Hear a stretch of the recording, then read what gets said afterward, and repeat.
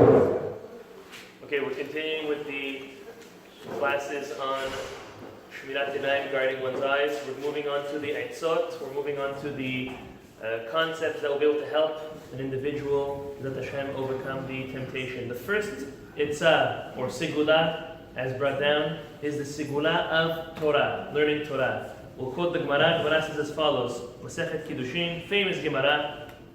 Tanya de Rabbi Ishmael. In the yeshiva, Rabbi Ishmael, they would teach, Beni, im paga becha menuval zeh. My child, if this rotten, good for nothing, etc., starts up with you, mashcheo lebet hamidrash.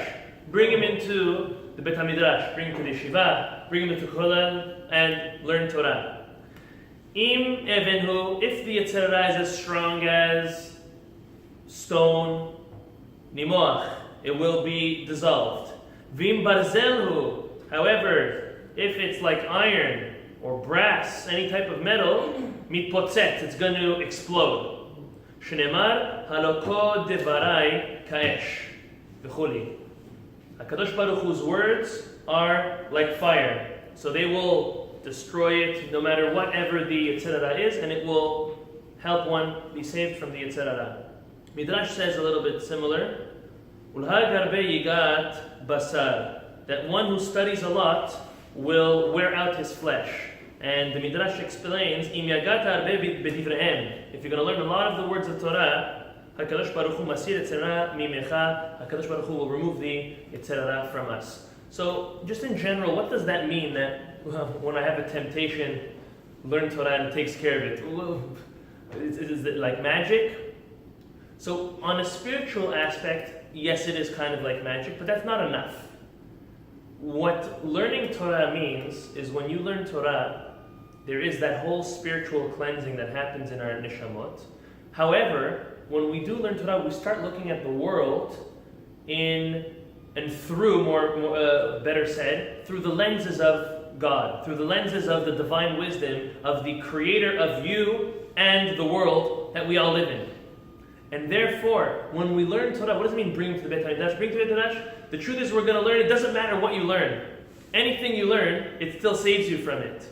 But the concept of learning Torah, the concept of sitting down and reading and listening and working it out and thinking about it in one's brain, that cleanses an individual and it starts making them look through the lenses of God and the wisdom of Torah in the world that we live in. The Rambam says, and quotes the Gemara, a very famous Gemara, that there are two most famous sins, Gezer and Arayot, stealing and anything that has to do with inappropriate relationships.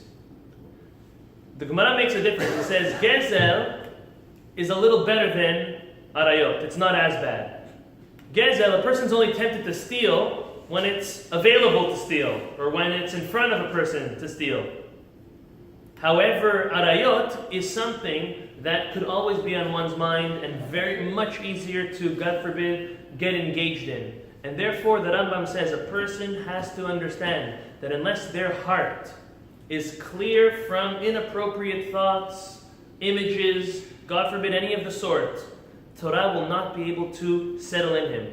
Yes, you take him to the Beit HaMidrash, it will beat him for the moment. But if you go right back to it, yeah, it helped, you stopped. But you're not going to completely be able to change one's way. A person has to have as the Rambam brings it down, a pure heart, a free heart, free from all of the other crazy things in order to learn Torah. Two things quoted in the name of Rabbi Yisrael Salant. Beautiful. Number one, as we said, doesn't matter what a person learns. As long as a person learns Torah, that does stop them, that could cleanse them from the bad thoughts or from any type of sin at all.